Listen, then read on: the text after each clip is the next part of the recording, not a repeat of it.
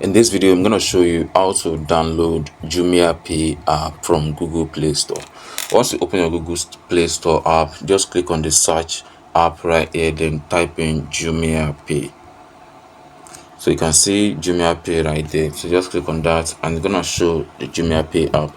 So you can see the first one is actually the Jumia app itself, and the second one is showing Jumiapay. So just click on that, and if you haven't installed it already, just click on install. Where you see open right here, you will see install instead, because I already have this app on my phone.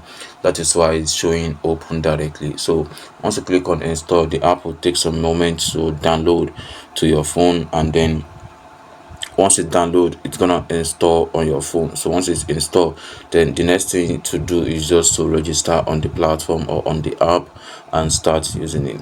We'll be creating more video about Jumiapay app and how you can actually use the app effectively.